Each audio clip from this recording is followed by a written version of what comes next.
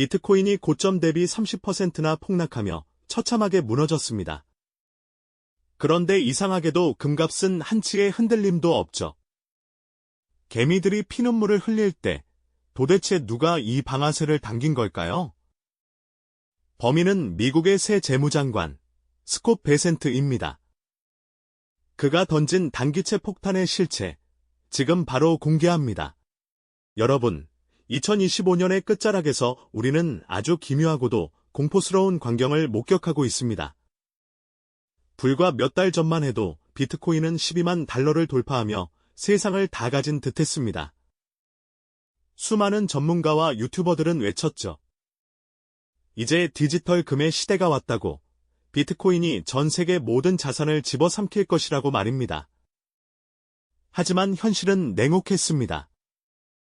비트코인이 고점 대비 30%가 넘게 빠지며 비명을 지르는 동안 진짜 금은 마치 비웃기라도 하던 역대 최고가 부근에서 요지부동입니다.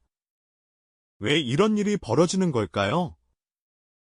이 거대한 차별화의 중심에는 월가의 거물에서 미국의 돈줄을 쥐게 된 인물, 스콧 베센트 재무장관이 있습니다.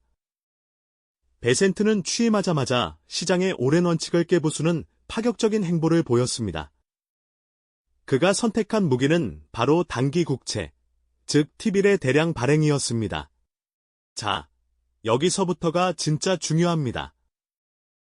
여러분은 국채라고 하면 그저 나라가 빌리는 지루한 빚이라고 생각하시죠? 하지만 베센트가 손에 든 단기 국채는 자산시장의 피를 말려버리는 정교한 진공청소기였습니다. 마치 미군도 점령하지 못한다는 요새 도시 서울이 적의 진격을 막기 위해 한강의 다리를 끊고 벙커를 구축하듯 베센트는 단기 국채라는 방벽을 세워 시중의 유동성을 재무부 금고로 빨아들이기 시작한 겁니다.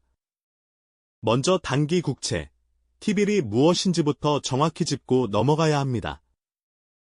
보통 국가가 돈을 빌려올 때는 10년, 30년 뒤에 갚겠다고 약속하는 장기 국채를 발행합니다. 그래야 국가 경제가 안정적으로 굴러가니까요. 그런데 베센트는 이 관례를 무시했습니다. 당장 몇 달 안에 갚아야 하는 단기채를 시장이 감당하기 힘들 정도로 찍어낸 것이죠. 많은 분이 국채가 많아지면 시장에 돈이 풀리는 것 아닌가요? 라고 오해하시곤 합니다. 하지만 정반대입니다. 국가가 단기채를 이만큼 내놓는다는 건 투자자들에게 이거 수익률 좋고 안전하니 현금 가져오고 종이 가져가라고 유혹하는 것과 같습니다. 즉, 시중에 돌아다니며 비트코인이나 주식을 밀어 올리던 현금을 국가가 블랙홀처럼 흡수해버리는 겁니다. 베센트가 왜 이런 위험한 도박을 하는 걸까요? 사실 그는 과거에 이런 단기채 발행 전략을 비판했던 인물입니다. 하지만 자리에 앉자마자 자신의 말을 뒤집었죠. 왜일까요? 장기 금리를 낮게 유지하면서도 당장의 재정 적자를 메우기 위한 일종의 쇼크 옵서버, 즉 충격 완화 장치로 단기채를 선택한 겁니다. 하지만 이 선택은 자산시장이라는 어항에서 물을 순식간에 빼내는 결과를 초래했습니다. 여러분, 어항에서 물이 빠지면 어떤 물고기가 가장 먼저 죽을까요? 덩치가 크고 산소를 많이 필요로 하는 물고기, 바로 비트코인 같은 고위험 자산들입니다. 여기서 비트코인이 왜 그렇게 처참하게 당했는지 그 이면을 들여다봐야 합니다. 많은 이들이 비트코인을 디지털 금이라고 부르며 안전 자산이라 믿었습니다. 하지만 이번 베센트 사태로 그 민낯이 드러났죠. 비트코인의 본질은 안전 자산이 아니라 전 세계에서 가장 유동성에 민감하게 반응하는 광산 속 카나리아입니다. 특히 비트코인을 떠받치던 핵심 줄기는 바로 엔캐리 트레이드 자금이었습니다. 일본에서 싼값에 돈을 빌려 비트코인에 태웠던 그 막대한 자금들이 베센트가 촉발한 달러 풍기 현상이 벌어지자마자 썰물처럼 빠져나간 겁니다. 한번 상상해 보세요. 서울의 아파트는 유사시 벙커로 쓰일 만큼 단단한 철근 콘크리트 구조로 되어 있습니다. 핵폭탄이 터져도 견딜 수 있는 방어력을 가졌죠. 경제 위기 속에서 금이 바로 이런 서울의 요새 같은 존재입니다. 반면 비트코인은 화려하게 꾸며진 최첨단 텐트에 가깝습니다. 날씨가 좋을 때는 더없이 안락하고 멋지지만 베센트가 몰고 온 단기채 폭풍 앞에서는 한순간에 찢겨나가는 종이장 같은 존재였던 겁니다. 비트코인 시가총액이 단 40분 만에 70조 원이 증발한 사건은 결코 우연이 아닙니다. 베센트 장관이 정부는 비트코인을 추가로 사지 않겠다는 말 한마디를 툭 던졌을 뿐인데 유동성에 굶주린 시장은 그대로 발작을 일으키며 무너져 내린 것입니다. 이 비극적인 폭락의 과정을 보면 1960년대 나사의 돌고래 실험이 떠오릅니다. 돌고래 피터는 인간과 교감하며 언어를 배우고 깊은 유대감을 쌓았습니다. 하지만 실험이 중단되고 좁은 콘크리트 수조로 옮겨지자 피터는 스스로 숨쉬기를 거부하며 생을 마감했습니다. 비트코인도 마찬가지입니다. 유동성이라는 거대한 바다에서 마음껏 헤엄치던 비트코인이 베센트가 만든 단기체라는 좁고 차가운 수조 속에 갇히자마자 스스로 숨통을 끈 가치를 포기하고 있는 것입니다. 비트코인이 이해하고 말한 것은 가치가 아니라 자신을 감싸고 있던 따뜻한 돈의 온기였을 뿐이라는 사실이 이번에 증명된 셈이죠. 그럼 여기서 질문이 생깁니다. 비트코인이 그렇게 위험하다면 왜 파월 연준 의장은 돈을 푼다고 하는 건가요? 네, 맞습니다. 제롬 파월은 시장이 말라 죽기 일보 직전이 되자 매달 400억 달러를 들여 단기 국채를 다시 사들이겠다고 발표했습니다. 베센트가 펌프로 물을 빼내니 파월이 옆에서 수도꼭지를 틀어 물을 채워주겠다는 겁니다. 하지만 여러분, 냉정하게 생각해 봅시다. 한 달에 50조 원이 넘는 돈이 적어 보이지는 않지만 베센트가 찍어내는 국채 규모와 미국의 눈덩이 같은 빚을 생각하면 이건 밑 빠진 독에 물 붓기일 수도 있습니다. 이제 우리는 아주 중요한 결론에 도달합니다. 비트코인이 다시 살아나려면 단순히 기술적인 반등이 아니라 베센트의 진공청소기가 멈추고 파월의 수도꼭지가 승리해야 합니다. 비트코인은 지금 자산시장의 생사 여부를 알려주는 가장 잔인한 지표입니다. 만약 연준이 50조 원씩 쏟아붓는데도 비트코인이 제자리 걸음을 한다면 그건 시장의 자금 경색이 우리 상상을 초월할 정도로 심각하다는 신호입니다. 자, 그럼 이제 진짜 본질적인 질문으로 들어가 보겠습니다. 비트코인이 찢어진 텐트처럼 폭풍에 날아갈 때 왜 금은 마치 철옹성 같은 요새가 되어 버티고 있는 걸까요? 우리가 앞서 서울의 방어력을 이야기할 때 서울은 태생적으로 북쪽을 방어하기 좋게 북악산, 인왕산 같은 산들이 둘러싸고 있다고 했죠. 금의 방어력도 이와 똑같습니다. 금은 지난 수천 년간 인류가 쌓아 올린 가장 견고한 금융의 요새이자 한강입니다. 여러분, 서울을 북쪽에서 공격하려면 파주와 고양의 아파트 지옥을 통과해야 합니다. 촘촘하게 들어선 철근 콘크리트 아파트 단지들이 그 자체로 거대한 장애물이 되어 적의 진격을 막아내죠. 금갑도 마찬가지입니다. 금갑을 지키는 이 아파트 같은 존재가 바로 전 세계 중앙은행들의 금 매입입니다. 비트코인이 개인 투자자들의 심리에 휘둘리는 사이 중국과 러시아, 그리고 중동의 큰손들은 소리 없이 금이라는 콘크리트 벽을 쌓아 올렸습니다. 베센트가 단기채를 찍어내며 시장에 물을 빼더라도 이들이 구축한 금의 요새는 흔들리지 않습니다. 오히려 달러라는 무기가 너무나 강력해지는 것을 경계하며 그들은 더 견고한 금의 벙커 속으로 숨어들고 있습니다. 더 흥미로운 건 금의 지형적 이점입니다. 서울의 남쪽을 내려다보는 남산이 적의 움직임을 한눈에 파악하듯 금은 장기금리와 인플레이션이라는 거대한 지형 위에서 움직입니다. 베센트 장관이 단기 국채를 쏟아내며 단기 금융시장을 마비시켰지만 장기적인 가치 저장 수단으로서의 금의 위치는 오히려 공고해졌습니다. 단기적인 돈 가뭄은 비트코인 같은 경보병들에게는 치명적이지만 금이라는 중장갑 기갑부대에게는 그저 지나가는 소나기일 뿐입니다. 한강 폭이 너무 비정상적으로 넓어서 적들이 감히 건너올 엄두를 못 내는 것처럼 금의 가치를 무너뜨리기에는 현재의 경제적 불확실성이라는 강폭이 너무나 깊고 넓습니다. 그렇다면 이 요새를 지키기 위해 등판한 또 다른 거물, 제롬 파월 연준 의장의 속내를 더 깊이 파헤쳐 볼까요? 파월은 지금 400억 달러라는 거대한 수혈팩을 들고 수술실에 들어왔습니다. 시장에서는 이를 두고 구원투수라고 칭송하지만 과연 그럴까요? 여러분, 서울의 지하에는 총연장 1300km가 넘는 지하철 노선이 거미줄처럼 얽혀 있습니다. 유사시에는 훌륭한 방공호가 되지만 만약 이 지하 공간에 물이 차오르기 시작하면 어떻게 될까요? 파월이 쏟아붓는 400억 달러는 이 거대한 지하 공간에 차오르는 물을 막기 위해 던지는 모래주머니에 불과할지도 모릅니다. 여기서 우리는 아주 수상한 점을 발견해야 합니다. 재무장관 베센트는 물을 빼내고 있는데 연준 의장 파월은 물을 붓고 있습니다. 한 나라의 경제를 책임지는 두 수장이 서로 다른 방향으로 노를 젓고 있는 셈이죠. 이건 마치 과거 역사 속에서 절대 화해할 수 없었던 인도와 파키스탄, 혹은 그리스와 터키의 관계를 떠올리게 합니다. 겉으로는 나토라는 이름 아래 같은 편인 것 같지만 결정적인 순간에는 서로의 영토와 자존심을 걸고 싸우는 숙적이죠. 베센트와 파월의 줄다리기에서 발생하는 마찰음이 바로 비트코인의 폭락이고 주식시장의 불안입니다. 여러분, 우리는 이제 비트코인을 단순한 투자 상품으로 봐서는 안 됩니다.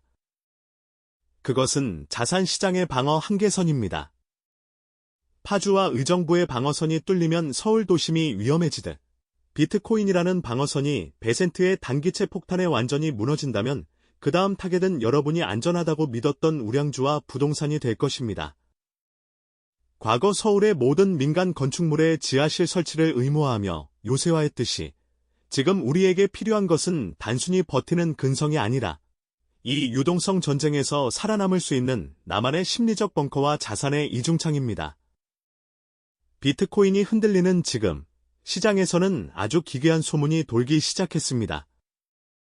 베센트 장관이 단순히 빚을 갚기 위해 단기채를 찍는 것이 아니라 특정 자산의 실을 말려버리기 위해 의도적으로 자금의 독을 풀었다는 음모론입니다.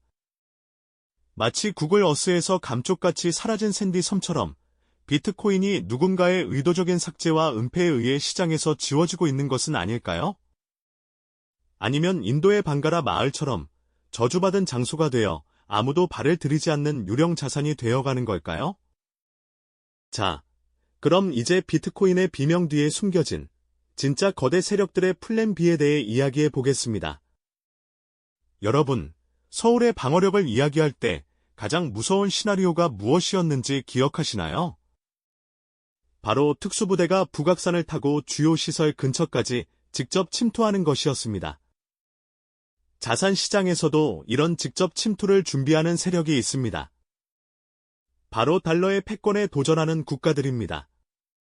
이들은 비트코인이 베센트의 단기채 폭탄에 맞아 휘청거리는 틈을 타 아주 조용히 자신들만의 지하 터널을 파고 있습니다.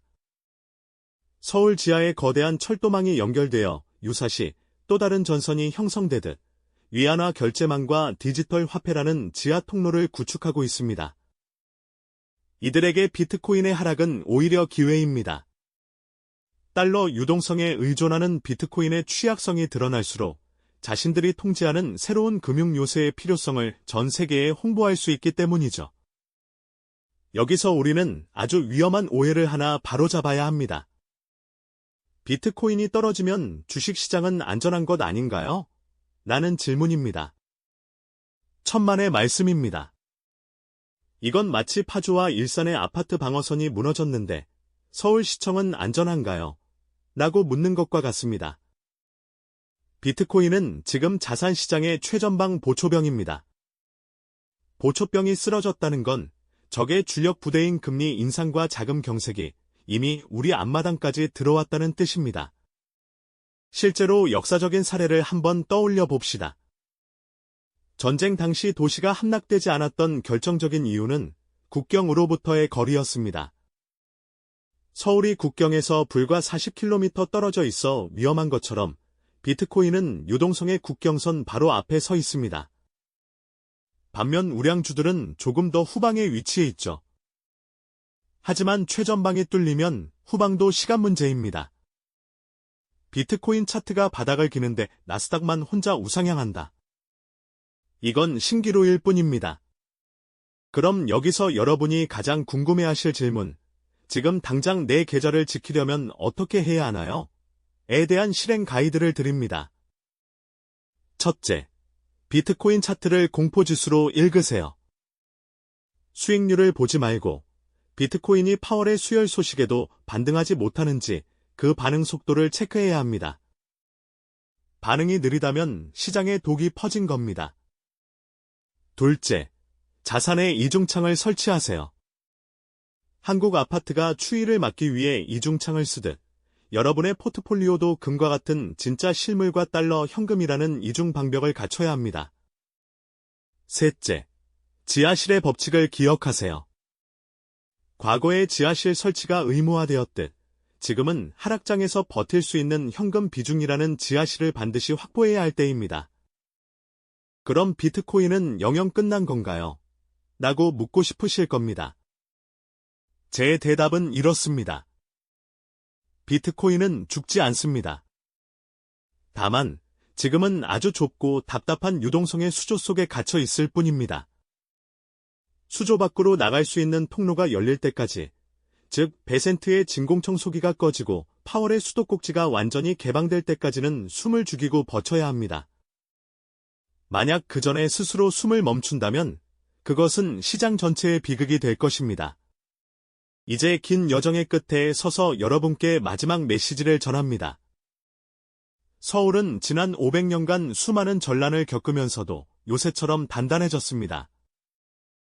한강의 기적은 단순히 돈을 많이 벌어서가 아니라 위기 속에서도 지켜야 할 것들을 끝까지 지켜냈기에 가능했습니다. 여러분의 자산도 마찬가지입니다. 지금은 공격할 때가 아니라 수성할 때입니다. 베센트의 폭탄과 파월의 수열, 그 거대한 전쟁터 한복판에서 여러분은 무엇을 보고 계십니까? 보이지 않는 유령섬처럼 사라지는 숫자에 현혹되지 마세요. 시장의 공포에 휩쓸려 소중한 것을 내던지지 마세요. 가장 중요한 것은 어떤 상황에서도 흔들리지 않는 여러분만의 투자 원칙이라는 철근 콘크리트입니다. 비트코인이 비명을 지르는 이 겨울이 지나면 분명 누군가는 폐허 속에서 새로운 성을 지어 올릴 것입니다. 그 주인공이 바로 이 영상을 끝까지 시청하며 유동성의 흐름을 꿰뚫어 본 여러분이 되기를 진심으로 바랍니다. 극단적인 공포와 근본주의를 멀리하고 사람 대 사람으로 서로를 미워하지 않는 세상이 오길 바라듯 시장에서도 차가운 숫자 뒤에 숨은 인간의 욕망을 읽어내는 지혜가 필요합니다. 오늘 준비한 이야기는 여기까지입니다. 여러분은 지금 비트코인이라는 외나무다리 위에서 누구를 만나고 계신가요? 그리고 그 끝에서 여러분을 기다리는 것은 절벽인가요? 아니면 새로운 기회의 땅인가요? 여러분의 깊이 있는 생각을 댓글로 남겨주세요. 이 영상이 여러분의 지갑을 지키는 든든한 방파제가 되었다면 구독과 좋아요로 이 요새를 더 높게 쌓아주세요. 지식의 소용돌이 속에서 길을 잃지 않도록 더 강력하고 예리한 통찰력으로 돌아오겠습니다. 다음 영상에서 뵙겠습니다. 감사합니다.